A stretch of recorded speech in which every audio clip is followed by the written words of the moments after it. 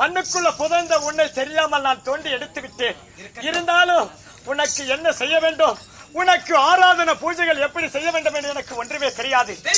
ஆகையால் இருந்தாலும் என்னுடைய நாட்டு மக்கள் தாயே, உனக்கு ஆடி மாத திருவிழா என்று சொல்லக்கூடிய நாட்களை வைத்து ஒவ்வொரு வாரமும் 7 வாரமும் உன்னுடைய மனம் குளிர வேண்டும் என்று சொல்லி தாயே, உனக்கு ஆடி திருவிழாவிலே கூழ் வார்த்து உன்னுடைய மனம் சாந்தி அடைம்படி செய்து கொண்டிருக்கிறார்கள்.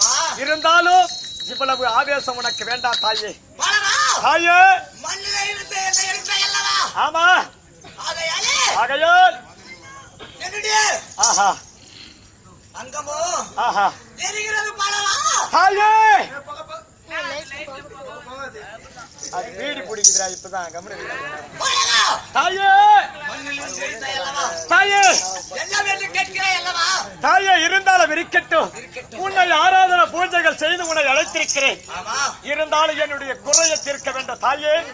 இந்த கல்லை காட்டிலே எனக்கு நீர்வளம், நிலவளம், வருவளம், போவளம் அனைத்து எனக்கு நீ தடையில்லாமல் தர வேண்டும். தந்தால் உனக்கு ஆராதனை பூஜைகள் நான் செய்வேன். அப்படியா? ஆமா. நீ கேட்டபடியாலே நீர்வளம், நிலவளம், வருவளம், போவளம் அப்படி என்று சொல்லக்கூடிய அனைத்து வரத்தையும் நான் தருகிறேன் என்றால் எனக்கோ இப்பொழுது எனக்கு ஒரு சத்தியம் செய்ய வேண்டும். என்ன சத்தியம் செய்ய வேண்டும் தாயே? எப்படி என்றால் நீ வரத்தை கேட்டாய் அல்லவா, அந்த வரத்தை கொடுக்க வேண்டும் என்றால் எனக்கோ இந்த இடத்திலே